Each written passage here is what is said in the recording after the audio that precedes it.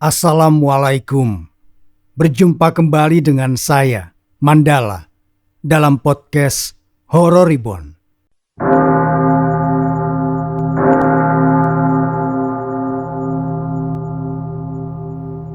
Malam masih larut saat tiba-tiba suara aliran air di dalam kamar mandi Bu Heni dan Pak Dedi. Bu Heni yang belum tidur tampak duduk di tepi ranjang. Ia tidak sabar mendengar kabar kalau Aulia berhasil dilengkap. Membayangkan adanya anggota keluarga baru saja sudah membuatnya senang. Akhirnya Hendy jatuh cinta pada seseorang. Setelah beberapa waktu menunggu, akhirnya pintu kamar mandi terbuka. Bu Heni segera berdiri menyambut Hendy yang dengan wajah masam keluar dari sana. Pakaiannya tampak kering, meski tadi ada suara air yang diguyur ke badan. Melihat wajah putranya tertekuk, senyum di bibir Bu Heni pun ikut luntur. "Ada apa, Nak? Ritualnya tidak bisa dilakukan?" tanya Bu Heni berusaha menerka apa yang terjadi. Saat ini tidak ada hal yang akan membuat raut wajah Hendy murung kecuali kegagalan. Hendy tampak mendengus kasar sebelum menjawab. Kedua alis matanya bertaut menunjukkan rasa kesal. "Gagal total, Bu. Aku baru selesai membasuh badan dengan air di batok kelapa itu. Dan entah bagaimana, Aulia sudah mengintip dari celah kamar mandi. Aku jadi harus menahan pintunya dan kembali berubah untuk kabur. Besok pasti dia akan membicarakan ini saat pagi, ketika sarapan mungkin. Menyebalkan sekali." Gerutu Hendy lantas menghela nafas panjang. Ia duduk di tepi ranjang. Pak Dedi tetap pulas tanpa terganggu dengan obrolan mereka. Sambil ikut duduk, dahi Bu Heni mengernyit heran mendengar penuturan Hendy. Ini tidak sesuai dengan pengakuan putranya tadi. "Kata kamu Aulia kalau tidur susah bangun seperti kerbau. Kok dia bisa terbangun begitu? Jangan-jangan kamu berisik ya di kamar mandinya? Atau mungkin dari awal dia belum tidur?" ujar Bu Heni menyalahkan Hendy. "Memang begitu kok, Bu. Aulia itu kalau tidur tidak pernah tidak lelap. Aku tadi sudah memeriksanya ketika masuk ke dalam kamar. Aulia benar-benar sudah tidur. Aku juga bingung kenapa dia bisa bangun." Bela Hendy tidak terima disalahkan. Bu Heni tampak berpikir cukup lama. Mungkin karena ini bukan rumahnya. Bisa jadi Aulia tidak bisa tidur nyenyak. Lanjutnya memikirkan sebuah gagasan. Kali ini Hendy menoleh. Ia setuju dengan perkataan Bu Heni.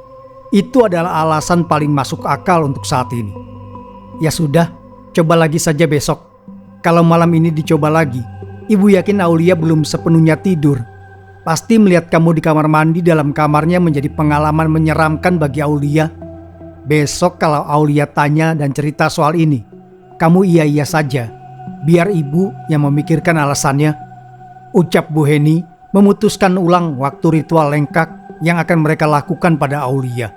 Hendy mengangguk setuju. Aulia akan di Lombok untuk beberapa waktu. Paling cepat pulang lusa. Kalau besok malam masih gagal, mereka hanya perlu membuat alasan agar Aulia tinggal lebih lama. Hendy bisa tinggal berpura-pura sakit, maka Aulia tidak akan tega untuk pulang cepat.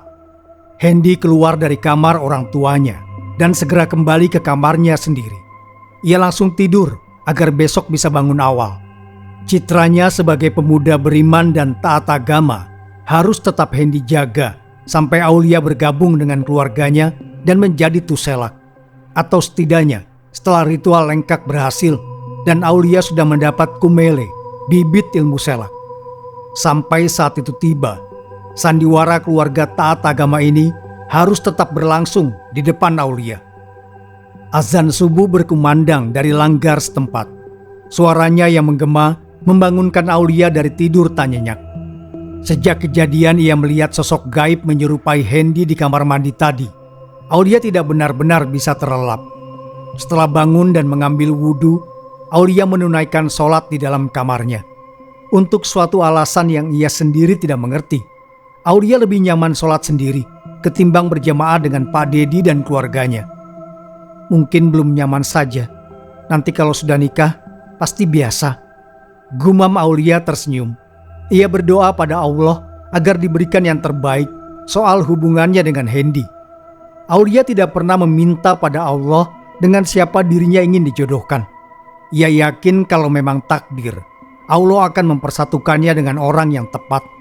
Meski dalam hati, ia yakin dan berharap penuh pada pertunangannya dengan Hendy. Aulia tetap berdoa, seolah-olah semuanya kelabu dan samar.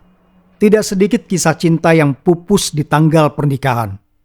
Selesai berdoa, Aulia turun dan bergabung bersama Bu Heni yang sedang memasak di dapur. Aulia dengan cekatan membantu menyiapkan bahan menu sarapan pagi ini, melakukan apa yang bisa ia lakukan. Bu Heni tersenyum melihat Aulia yang sigap membantu tanpa diminta. Ia benar-benar tipikal menantu idaman semua orang, solihah dan rajin. Sarapan pagi berlangsung hangat seperti malam tadi. Bu Heni aktif bertanya pada Aulia tentang kesehariannya, sementara Pak Dedi dan Hendy hanya menimpali obrolan mereka. "Bu Heni, semalam," ucap Aulia lirih suatu ketika. Ujung kalimatnya yang terpotong mengambang di udara. Sendok yang beradu piring di tangan Bu Heni terhenti. Ia menatap Aulia antusias. "Ada apa sayang? Apa semalam tidurmu kurang nyenyak?" tanya Bu Heni tersenyum ramah. Melihat itu, Aulia yang hendak bercerita jadi ragu. Ia takut akan jadi masalah kalau dirinya bertanya soal asal-usul rumah ini dan sebagainya, yang bisa jadi adalah alasan rumah ini berhantu. Tidak jadi Bu," ucap Aulia cengengesan. Urung melanjutkan bertanya. "Ada apa sih? Ada sesuatu yang terjadi malam tadi? Cerita saja sayang, kan kami keluarga kamu juga. Jangan sungkan," balas Bu Heni tertawa kecil. Ia lanjut menyuap beberapa sendok nasi. Dipaksa begitu, Aulia menelan ludah. Meski tidak enak hati, harusnya ia memang bercerita. Ini adalah keluarga barunya. Kelak jika Allah berkehendak, Aulia harus terbiasa berterus terang. "Itu bagaimana ya ngomongnya?"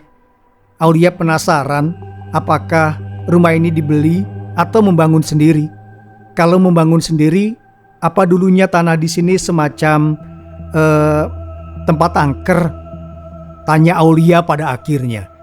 Bu Heni mengernyitkan dahi mendengarnya. Bahkan Pak Dedi dan Hendy saling tatap. Reaksi mereka membuat darah Aulia berdesir ngeri. Rasa takut menjalar ke sekujur tubuh, membuatnya merinding. "Ini rumah peninggalan orang tua ibu, sayang. Cuma ibu renovasi saja jadi 2 lantai. Bisa dipastikan tanahnya bukan kuburan atau tempat berhantu. Lagi pula, memangnya ada apa sampai kamu beranggapan begitu?" tanya Bu Heni dengan penasaran. Aulia menggaruk kepala yang tidak gatal. Wajahnya tertekuk bingung harus bagaimana mengatakannya. Setelah terdiam beberapa saat, Aulia pun mulai bercerita soal apa yang ia alami malam tadi. Tentang sosok Hendy di dalam kamar mandi dan batok kelapa serta bunga-bunga. Kejadian yang benar-benar membuatnya kesulitan untuk tidur nyenyak sampai pagi. Sesuai dugaan Bu Heni, Aulia akan mempertanyakan kejadian semalam saat mereka semua sedang berkumpul di meja makan. Untungnya Bu Heni sudah menyiapkan jawaban jitu untuk hal tersebut. Ia bahkan sudah mendiskusikannya dengan Pak Dedi dan Hendy. "Penampakan? Tidak ada yang seperti itu sebelumnya. Baru kali ini ibu dengar ada penampakan di rumah ini. Tidak mungkin juga itu Hendy. Kamu sendiri sudah pastikan kalau pintunya terkunci kan sayang?" tutur Bu Heni dengan raut wajah bingung. Ia sengaja menyangkalnya. Itu pilihan terbaik. Bagaimana kalau Aulia takut dan tidak mau tinggal di rumah berhantu?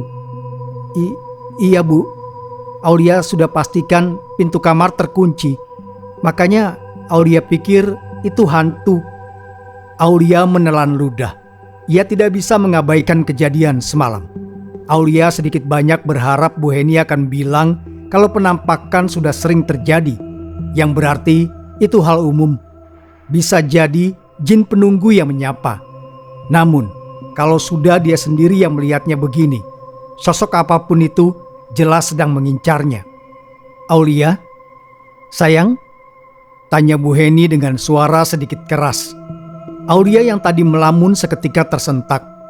Ia menatap Bu Heni yang melihatnya dengan raut wajah khawatir. Iya Bu, Ibu bilang apa tadi?" tanya Aulia gelagapan. Bu Heni cuma menggeleng pelan melihatnya. Itu loh Ai, soal batok kelapa yang kamu lihat. Itu memang ada di semua kamar mandi rumah ini. Aroma terapi dari nenek moyang dulu. Sudah dari kecil memang seperti itu. Kalau kamu kurang nyaman, nanti setelah kita menikah bisa diganti kok. Jangan terlalu dipikirkan sampai melamun begitu, jawab Hendy menggantikan ibunya. Aulia mengangguk paham, lalu tersenyum tipis. Meski demikian, Aulia tidak lantas bisa mengabaikannya begitu saja. Masih teringat jelas bagaimana ia harus meringkuk di bawah selimut sambil melantunkan ayat kursi hingga diserang kantuk. Itu bukan pengalaman yang menyenangkan untuk diingat. Meski Aulia adalah seorang muslimah yang taat, ia masih punya rasa takut terhadap hal gaib. Walau sering diajarkan untuk hanya takut pada Allah yang Maha Esa, sosok seram jin dan makhluk gaib tetap saja membuatnya bergidik ngeri. Aulia tidak bisa memungkiri hal itu.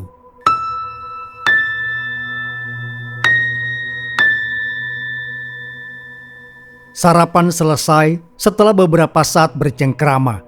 Pak Dedi berangkat kerja, sementara Hendy pergi karena ada urusan. Aulia tidak ikut Hendy karena katanya cuma sebentar, hanya kumpul pemuda desa. Jadilah ia berdiam diri di rumah bersama Bu Heni.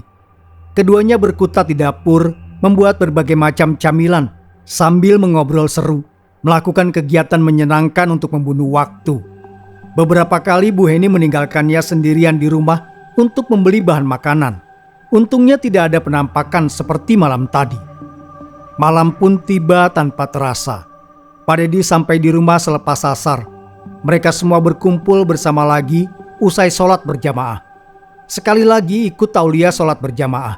Namun sama seperti kemarin, ia merasakan perasaan yang tidak menenangkan. Perasaan yang membuat Aulia mau tidak mau harus sholat ulang di kamarnya. Ia sendiri tidak tahu kenapa. Usai makan malam yang menyenangkan, tepatnya ketika azan Isya berkumandang, Aulia sekali lagi melihat penampakan aneh. Saat itu, ia tengah iseng duduk-duduk di ruang tamu ketika tanpa sengaja ekor matanya melihat sesuatu melintas di depan rumah. Aulia yang penasaran dengan apa yang baru saja dilihatnya lewat jendela itu pun tanpa sadar melangkah pelan mendekat. Ketika sampai di jendela depan, Aulia menatap halaman rumah lamat-lamat. Gelap malam tampak pekat kalau bukan karena cahaya lampu rumah. Suasana malam begitu terasa di desa ini, dingin dan mencekam.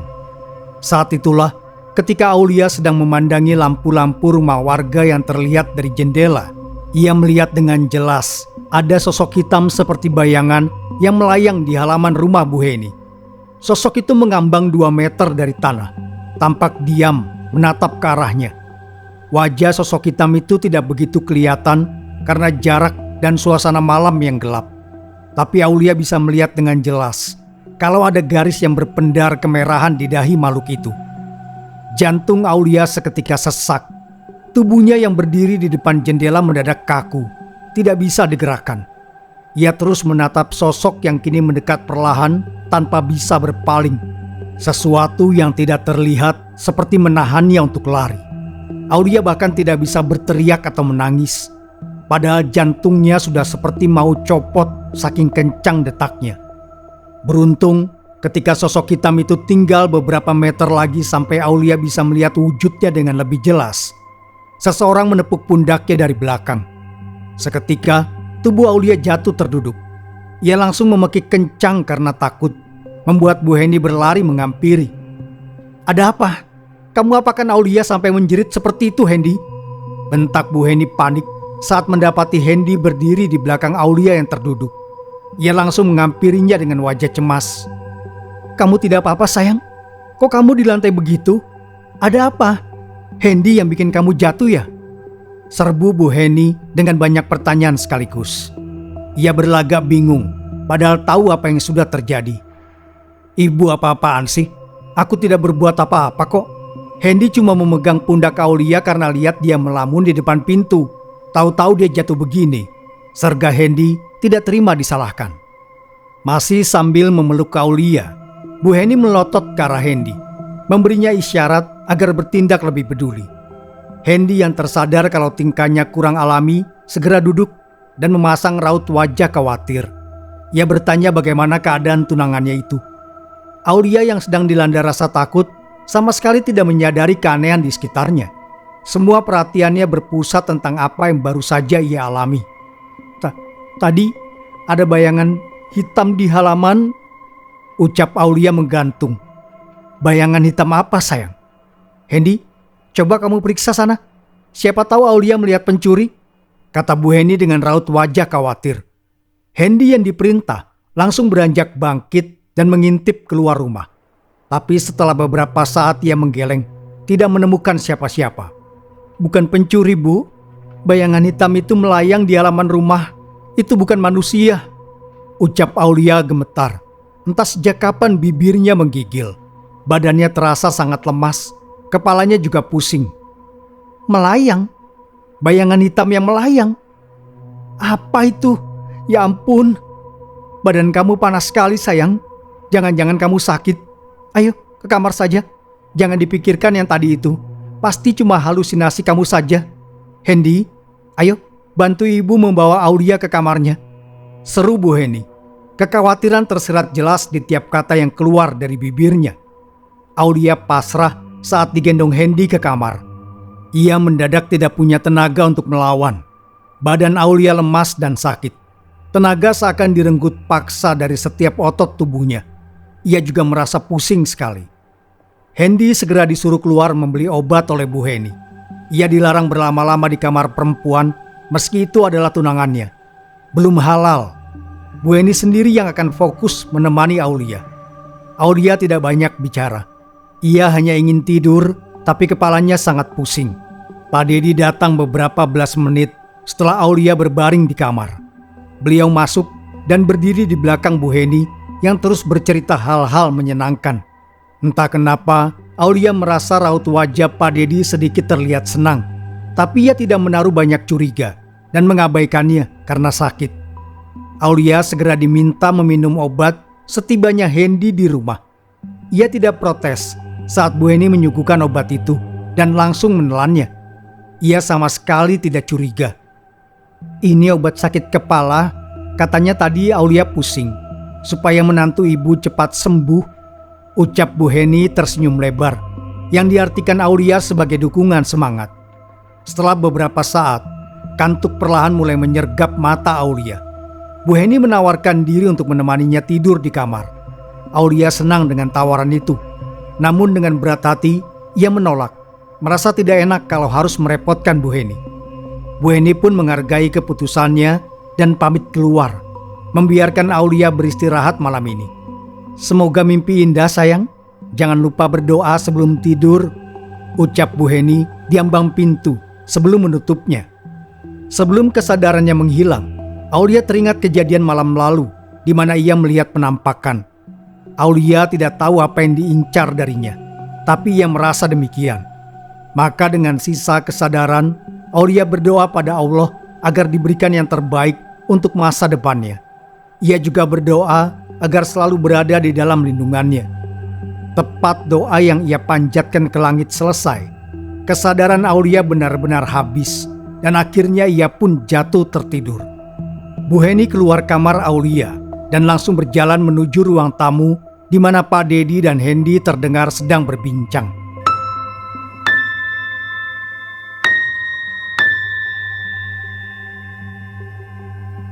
Kamu ini sandiwaranya yang totalitas dong, Hendy. Masa Aulia jatuh tadi kamu berdiri diam saja? Untungnya dia tidak curiga atau merasa bagaimana. Walau semua ini rencana kita, tetap harus berlaga tidak tahu dong. Gerutu Bu Heni kesal dengan kelakuan putranya yang kurang peka.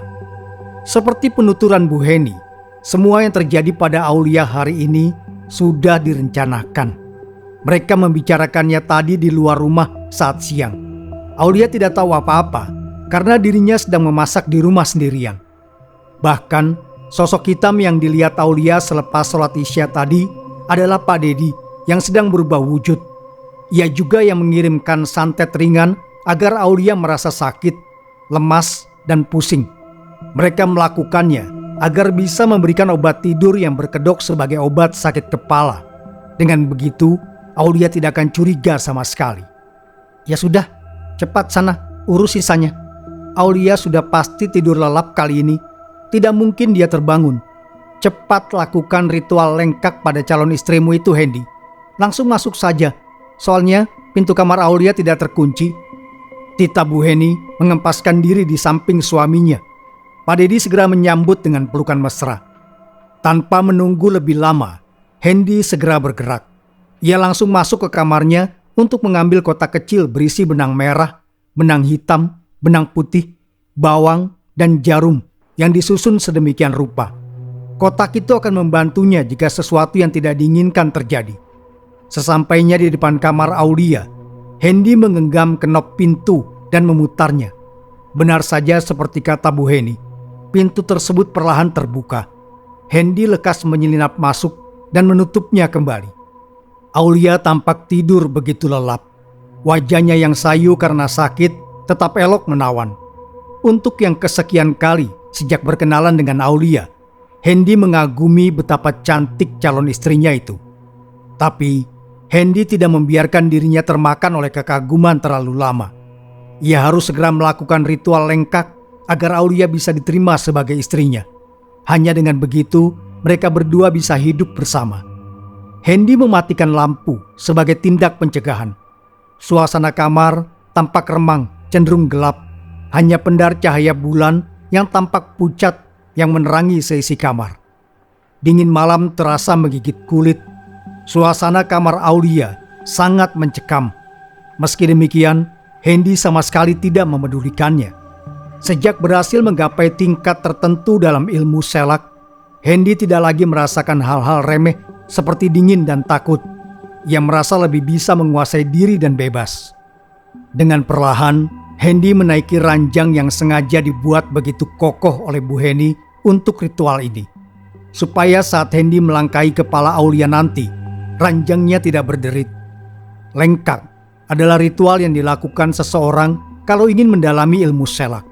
Tapi ia tidak memiliki garis keturunan selak. Ilmu selak umumnya diturunkan dari orang tua ke anaknya. Bahkan sebagian besar pengguna ilmu selak memilikinya bukan karena kemauan diri sendiri. Lengkak adalah ritual yang cukup mudah. Seorang selak hanya perlu melangkahi kepala orang yang ingin diberikan ilmu selak sebanyak 7 kali dari kanan ke kiri. Nanti, setelah ritual selesai, orang yang dilangkahi akan mendapatkan kumele, bibit ilmu hitam yang merupakan sumber kekuatan ilmu selak. Dengan perlahan, Hendy melangkahi kepala Aulia dari kanan ke kiri, sambil tangan kirinya tetap menggenggam kotak kecil yang telah ia siapkan. 1 langkah, 2 langkah, 3 langkah. Meski semua berjalan lancar, hati Hendy tidak tenang. Ia merasa kalau ada semacam kekuatan yang berusaha melindungi Aulia. Bisa jadi kekuatan itulah yang malam kemarin membangunkan Aulia. Hendy menarik nafas panjang. Ia hanya perlu mengabaikan perasaan yang membuatnya resah itu dan melakukan ritual lengkap sampai langkah ke-7. Lalu semuanya beres. Namun, rencana Hendy tidak berjalan semulus itu. Karena pada langkah ke-4, Hendy yang terus menatap wajah calon istrinya selama melakukan ritual lengkap terkejut melihat mata Aulia mengerjap terbuka. Hendy terkesiap sesaat. Entah bagaimana bisa Aulia bangun padahal baru meminum obat tidur. Namun ia dengan cepat mengambil alih dirinya kembali. Hendy segera melakukan sisa langkah sampai 7 kali. Lalu ia membaca mantra singkat sambil menggenggam kotak kecil lebih erat. Tepat saat mata Aulia sepenuhnya terbuka, seketika tubuh Hendy berubah menjadi bayangan hitam. Kotak itu adalah media lain yang dapat membuat selak berubah wujud selain dengan menuliskan kalimat syahadat dengan darah di tangan kiri. Memudahkannya kabur kalau diperlukan. Dahi Aulia mengernyit, matanya mengerjap pelan saat merasa kalau kasur di samping kepalanya bergerak-gerak secara bergantian.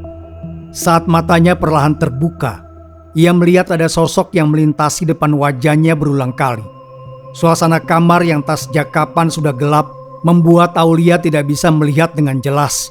Tapi berkat siraman cahaya bulan, ia yakin kalau sosok itu adalah manusia.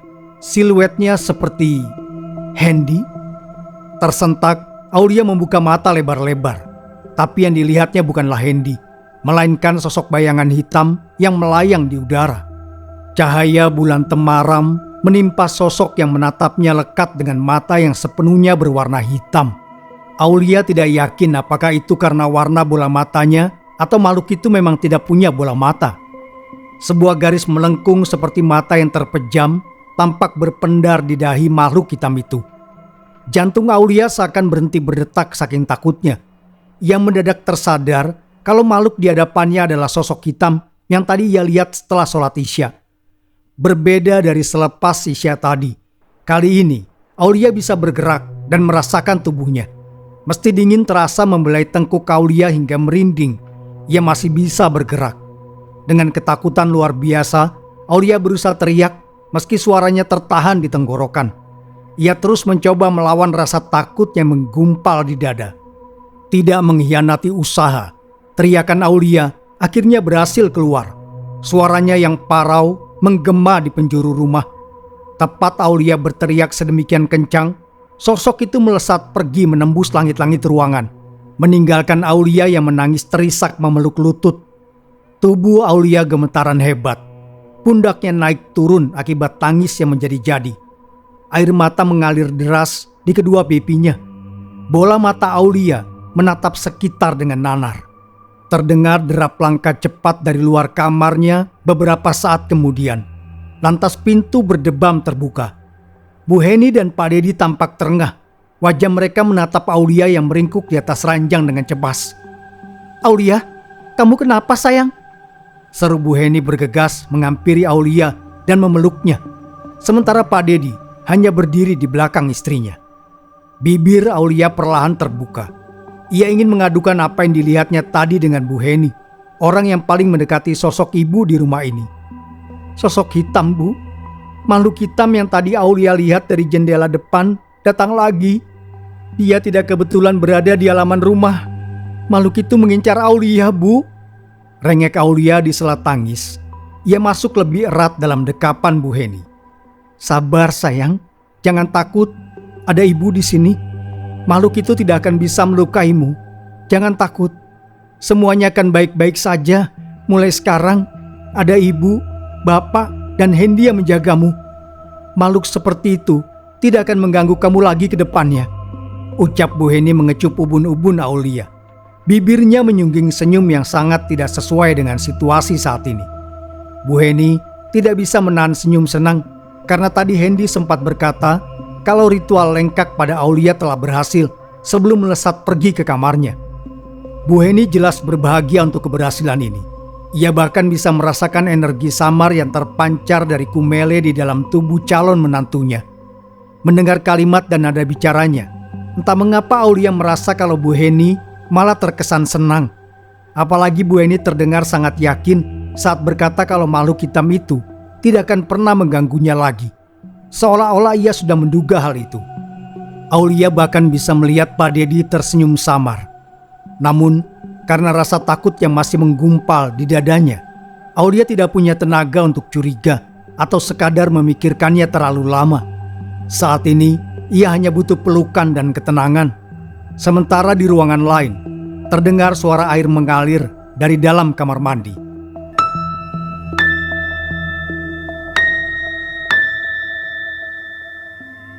Fajar tiba seperti biasa. Bedanya pagi ini, Aulia terbangun di samping Bu Heni yang semalam memutuskan tidur bersamanya. Kondisi mental Aulia sudah hampir pulih sepenuhnya saat di meja makan. Meski penakut, ia adalah gadis yang gampang pulih dari rasa takut tersebut. Aulia bertanya kemana Hendy semalam saat Bu Heni dan Pak Dedi menghampirinya. Hendy tampak kaget. Ia bertanya apa yang terjadi sekaligus meminta maaf karena malam tadi dirinya sedang dapat jadwal ronda dari kepala desa. Aulia memaklumi meski heran karena alasan Hendy sedikit janggal menurutnya. Apalagi jadwal ronda biasanya dibuat jauh-jauh hari. Aneh rasanya kalau Hendy lupa memberitahu. Aulia lantas bercerita tentang kejadian semalam. Bahwa awalnya ia sempat curiga kalau orang yang melangkai kepalanya adalah Hendy. Namun, saat membuka mata dan melihat sosok hitam dengan garis berpendar di dahinya, Aulia sadar dugaannya salah. Soalnya, Mas Hendy ada di belakangku ketika aku melihat penampakan sosok hitam setelah Isya kemarin. Jadi tidak mungkin yang malam tadi itu Mas Hendy. Maaf ya, karena sempat suzon sama Mas Hendy. Ucap Aulia tersenyum lebar, berusaha menunjukkan wajah lucu untuk menutupi perasaan bersalah. Hendy hanya tertawa sambil melambaikan tangan pelan menanggapinya.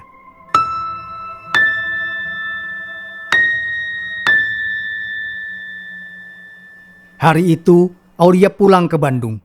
Hendy dan Bu Heni mengantarnya sampai bandara. Sementara Pak Dedi tidak bisa ikut karena harus bekerja.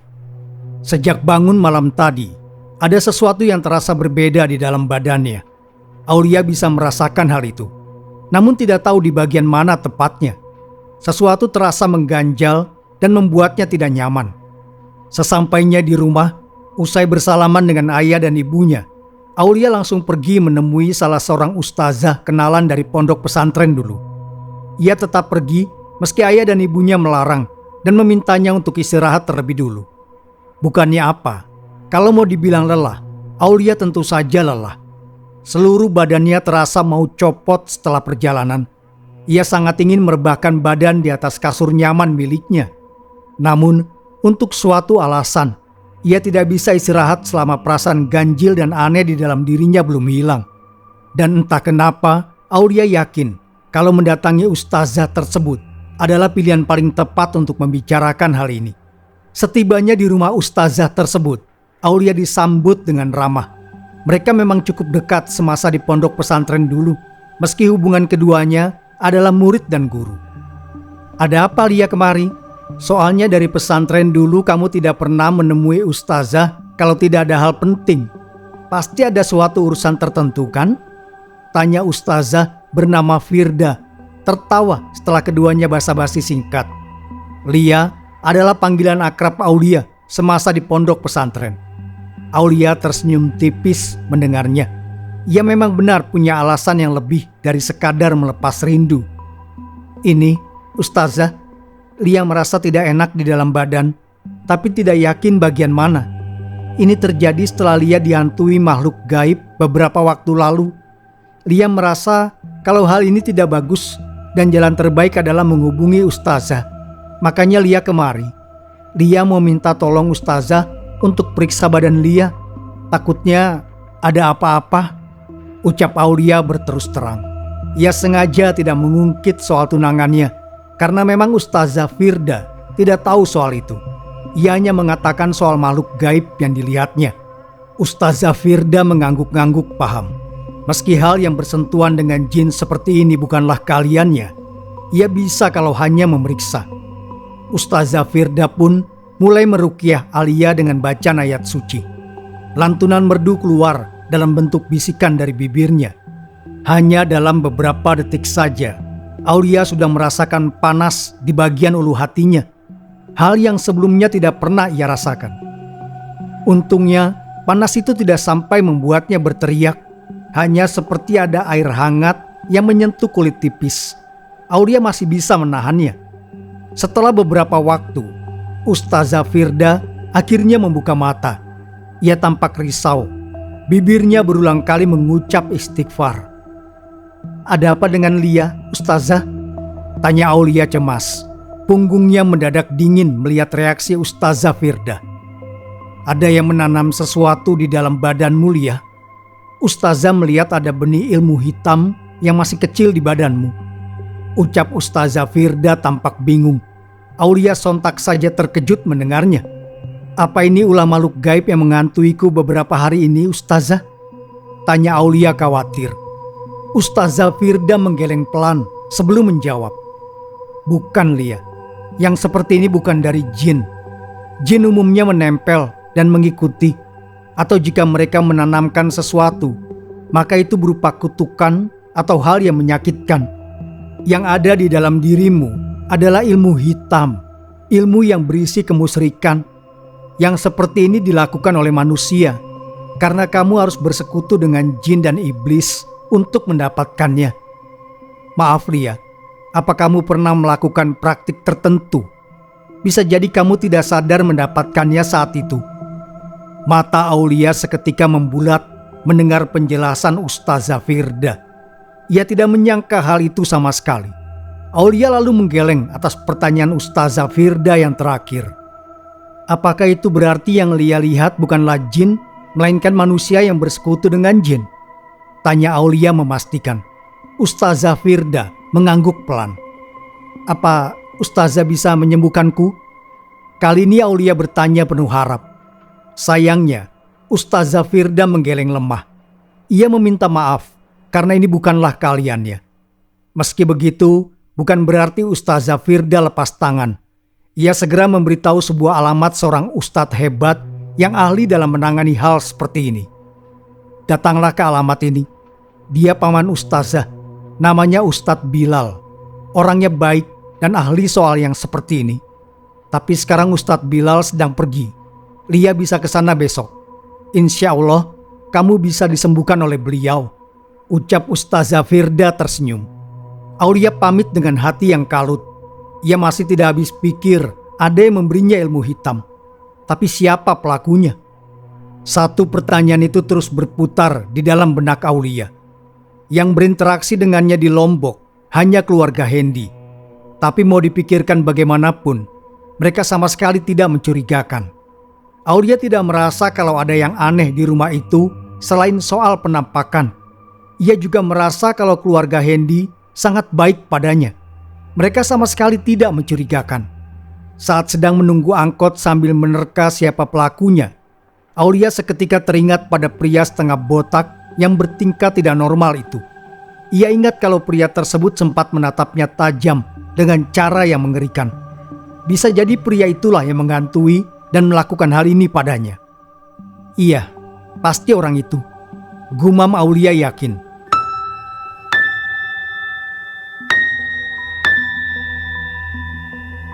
Karena tidak bisa menemui Ustadz Bilal hari ini, Aulia memutuskan untuk pergi ke rumah seorang teman yang ia tahu berasal dari Lombok. Kalau tidak bisa menyembuhkannya sekarang, Aulia berniat untuk setidaknya tahu apa yang sudah dilakukan pria setengah botak itu padanya. Sesampainya di rumah teman bernama Mira, Aulia langsung menumpahkan semua keluh kesahnya, termasuk cerita saat ia pergi ke Lombok untuk menemui keluarga Hendy dan tidak sengaja melihat pria setengah botak itu. Aulia leluasa menceritakannya karena Mira memang sudah tahu soal pertunangannya dengan Hendy. Mendengar cerita Aulia, wajah Mira mendadak pucat pasi. Ia kaget bukan main dan meminta Aulia menceritakan semuanya dengan lebih jelas. Aulia awalnya bingung kenapa Mira sampai bereaksi begitu. Namun, ia tidak bertanya dan menceritakan kesehariannya di rumah Hendy dengan cerita yang lebih terperinci. Tidak salah lagi, aku yakin kalau pelakunya adalah Hendy dan keluarganya, gumam Mira tanpa ragu, yang tentu saja langsung membuat Aulia terkejut. Ia heran bagaimana bisa keluarga Hendy lebih mencurigakan daripada si pria yang meminum air bekas memandikan mayat. Belum sempat Aulia bertanya apa dasar tuduhan temannya pada keluarga Hendy, Mira lebih dulu bicara. Dengarkan aku Aulia, di Lombok ada ilmu hitam yang disebut selak. Orang-orang yang menganutnya biasa dipanggil tuselak. Para tuselak ini bisa berubah wujud menjadi bayangan hitam seperti yang kamu ceritakan. Kalau menurut ceritamu, aku yakin Hendy dan keluarganya adalah tuselak, ucap Mira serius. Aulia menelan ludah. Kata-kata temannya sungguh sulit dipercaya. Bagaimana mungkin Hendy dan keluarganya yang begitu baik dan taat agama melakukan perbuatan syirik seperti itu? Bagaimana kamu bisa yakin? Mereka baik kok sama aku. Mereka juga taat beribadah. Bukannya malah pria botak yang aku ceritakan lebih mencurigakan.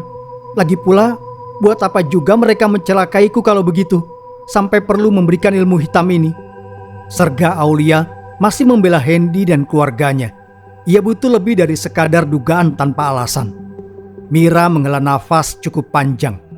Yang ada di dalam dirimu namanya Kumele. Aku tahu karena aku dari Lombok. Itu adalah bibit ilmu selak. Kamu bilang mereka baik. Itu cuma sandiwara Aulia, agar kamu lalai dan bisa dijadikan salah satu dari mereka.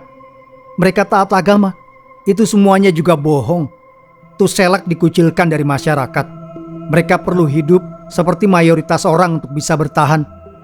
Tuselak biasanya berkerumun di suatu wilayah. Mereka juga cenderung melakukan perkawinan dengan sesama Tuselak. Kalau ada Tuselak yang jatuh cinta pada orang biasa, mereka akan melakukan ritual untuk menanamkan kumele pada orang tersebut, yang nanti akan menjadikannya Tuselak juga. Aku lupa nama ritualnya. Yang jelas, itu dilakukan oleh Tuselak dengan cara melangkahi kepala orang yang ingin diberi kumele. Aku yakin itulah yang terjadi saat malam terakhirmu di Lombok. Kamu akan menikah dengan Hendy yang seorang Tuselak. Maka kamu juga harus menjadi Tuselak agar mendapat restu dan diterima di sana. Soal pria yang kamu ceritakan, dia pasti Tuselak juga. Beberapa dari mereka memang suka memakan bangkai dan meminum air bekas mandi mayat. Desa itu pasti desa Tuselak, Aulia. Kamu harus membatalkan pernikahanmu dengan Hendy. Aulia terdiam mendengar Mira yang panjang lebar menjelaskan semuanya. Sebagian hatinya masih belum bisa terima kalau Hendy dan keluarganya adalah penganut ilmu hitam. Tapi sebagian lain membenarkan perkataan Mira yang memang sesuai dengan kenyataan saat di Lombok. Mira juga melanjutkan, meski Tuselak adalah manusia, setelah mendalami ilmu Selak, wujud mereka berubah menjadi sosok bayangan hitam dengan garis bercahaya di dahi. Mereka bisa berubah wujud menjadi manusia kembali dengan air bunga di dalam batok kelapa yang sudah dimantrai. Sementara untuk berubah wujud menjadi bayangan hitam, mereka akan menuliskan kalimat syahadat di tangan menggunakan darah. Itu menjelaskan keberadaan batok kelapa berisi bunga-bunga di kamar mandi. Soal kumele di dalam badanmu, aku bisa bantu. Ada ritual bernama tutengkek yang memang digunakan untuk menghilangkan kumele. Kamu bisa sembuh dengan itu. Imbuh Mira melihat wajah Aulia yang gusar. Aulia lalu pamit setelah membicarakan beberapa hal lain. Ia menolak tawaran Mira soal ritual tutengkek. Ketaatannya pada Islam membuat Aulia tidak mau mendekati hal-hal berbau ritual. Ia takut itu menjadikannya musyrik. Hari esok tiba. Aulia datang ke alamat yang diberikan Ustazah Firda. Ustadz Bilal dengan ramah menyambutnya. Ia lantas setuju untuk menyembuhkan Aulia setelah mendengar ceritanya. Karena kumele masih sebuah bibit ilmu hitam, Aulia tidak merasakan apa-apa selain rasa lega saat Ustadz Bilal menyembuhkannya. Semua proses itu ditemani istri dan putri sulung Ustadz Bilal, jadi mereka tidak hanya berdua. Setelah sembuh, dengan hati yang lebih mantap, Aulia menghubungi Hendy dan memintanya membatalkan pernikahan. Aulia sudah menghabiskan air mata dan kekecewaannya semalaman, sehingga ia tidak memiliki sisa air mata untuk ditumpahkan. Bagaimanapun, Aulia lebih cinta agamanya daripada Hendy. Hendy tentu terkejut mendengar kabar dari Aulia yang begitu mendadak. Padahal ia berpikir semuanya berjalan lancar. Belum sempat Hendy bertanya apa alasannya, Aulia lebih dulu menjawab dengan suara datar dan dingin. Aku lebih cinta pada Allah dan agamaku. Cukup satu kalimat itu, Hendy langsung paham apa yang Aulia maksud. Ia telah mengetahui soal Tuselak, yang berarti termasuk kumele yang Hendy berikan. Sambungan telepon diputuskan secara sepihak. Hendy menangis meratapi nasib. Pernikahan bagi Aulia membutuhkan ketaatan agama. Sementara bagi Hendy, ia butuh restu orang tuanya dengan menjadikan Aulia Tuselak. Sedari awal, cinta mereka tidak ditakdirkan bersatu. Itu adalah obrolan terakhir Aulia dan Hendy. Sejak saat itu, keduanya resmi menjadi orang asing, tidak mengenal satu sama lain.